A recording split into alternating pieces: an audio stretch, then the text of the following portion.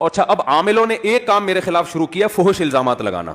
یہ ان کا آخری حربہ ہوتا ہے کہ ایک آدمی کی جو شخصیت ہے نا اس کو مجروح کرو.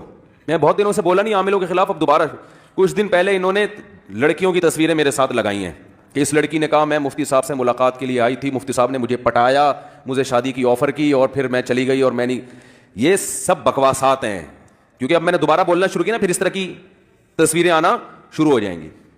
اس کا بہترین طریقہ یہ ہے کہ آپ نے تجربہ کرنا ہے، کسی لڑکی کو بھیج دیں، مفتی صاحب سے مسئلہ پوچھ کے آؤ، پٹنے کی کوشش کرو پوری. صحیح ہے نا؟ یہ تو بہترین آزمائش ہے نا. کیوں آپ فیس بک اور واٹس ایپ کی باتوں پہ جاتے ہو؟ بھائی اگر مفتی صاحب اللہ نہ کرے 2 نمبر آدمی ہیں تو پھر تو کوئی بھی آئے گی اس کو پٹائیں گے نا. تو آپ تجربہ کر لو بھائی، اس عامل سے کہو اگر تو نے یہ کہا ہے کہ ہم کوئی ارینج کرتے ہیں اس کو پٹنے کے لیے بھیجتے ہیں. اللہ کا شکر ہے ہم کوئی بہت نیک آدمی نہیں ہے، کوئی تعریف نہیں کر رہا، لیکن یہ پٹانے وٹانے والے کام الحمدللہ اللہ نے بچا کے رکھا ہوا ہے. کوئی بڑی بات نہیں کر رہے ہم، اللہ نے بچایا ان پٹانوں سے. یہ کسی کو پٹا دیا اور یہ کر دیا. باقی جس نے شادیاں کرنی ہوتی ہیں وہ پٹانا، وہ تو ڈائریکٹ شادی کی آفر کرتا ہے. اب آپ کو اچھا ہم کسی کو بھی بھیج دیں آفر کر دو گے؟ ایسا بھی نہیں ہے. ایسا بھی نہیں ہے کوئی بڑھ کے آ جائے آفر کر دیں. اور اگر کر بھی دیے تو آپ کو کیا تکلیف ہو رہی ہے بھائی؟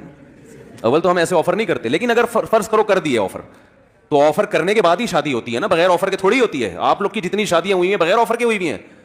دیکھو فرشتوں نے آ کے آپس میں نکاح پڑھا کے چلے گئے تھے، پہلے پیغام بھیجا جاتا ہے بھائی بھیج دیا، قبول کرنا کرو، نہیں کرنا نہیں کرو، اس میں کیا ہے؟ یہ تو ویسے ہی جائز ہے. تو یہ فحش باتوں پہ آتے ہیں، فحش الزامات، کیونکہ ان کا تو دین ایمان ہے نہیں، یہ کچھ بھی لگا سکتے ہیں. تو اس لیے یہ بڑی ہمت کر کے میں ان سے دشمنی مولتا ہوں، اس کو آپ ہلکا نہ سمجھیں. پھر یہ ہر جگہ بیٹھ کے نجی محفلوں میں بدنام کرنے کی کوشش کرتے ہیں، کیونکہ ان کے بعد دلائل کی دنیا میں کوئی جواب ہے نہیں. اتنی بڑی دلیل ہے یار، بھیجو نا، چار سے جن یہاں مسجد الفلاحیہ میں بھیجو. اچھا ان میں سارے فراڈی نہیں ہوتے، یہ بتا دوں میں. کچھ کا دماغی توازن خراب ہوتا ہے، وہ یہ سمجھتے ہیں کہ ہم بہت نیک ہیں اور ہمیں آتا ہے، لیکن وہ اپنا اندر سے فالٹ کی وجہ سے سمجھ رہے ہوتے نیک ہیں. یہ میں بتا دوں، یہ جو میں نے کہا نا سارے فراڈی ہوتے ہیں، اس میں فراڈی کا مطلب ظاہری لحاظ سے فراڈی، اندر سے فراڈی باز نہیں ہوتے، واقعی نیک ہوتے ہیں، لیکن وہ یہ سمجھ رہے ہوتے ہیں کہ یہ جن چڑیل بھوت ہے، حالانکہ وہ اپنا دماغی تخیل ہوتا ہے، کیونکہ وہ عملیات کر کر کے اوپر سے کھوپڑی کی سیٹنگ آؤٹ ہو جاتی ہے. کیونکہ میں ان عاملوں میں نیک لوگوں سے بھی ملا ہوں، مجھے اندازہ ہو گیا تھا کہ یار یہ آدمی 2 نمبر نہیں ہے، لیکن یہ بیچارہ چلے ولے کر آ کے نا اوپر کی سیٹنگ کیا ہو گئی ہے اس کی آؤٹ. تو اس کو ایسے لگ رہا ہے تو اس کی سیٹنگ آؤٹ ہوئی ہے. بھائی آپ کی سیٹنگ تھوڑی آؤٹ ہوئی ہے، آپ تو ٹھیک ٹھاک ہو.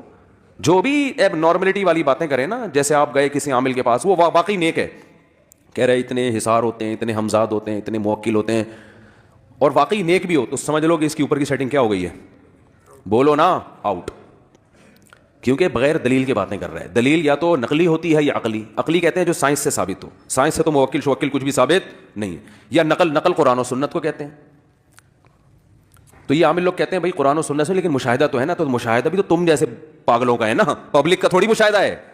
تم نے تو خود چلے ولے کر کے اور موکل توکل کو پہلے دماغ میں بٹھایا، تو تمہیں موکل بھی نظر آ رہے ہیں، تمہیں حمزات بھی نظر آ رہے ہیں، تمہیں یہ بھی نظر آ رہا ہے، اور کچھ بھی نہیں ہوتا موکل شوکل. ذہن میں رکھیں آپ بس ٹوٹل یہی ہیں.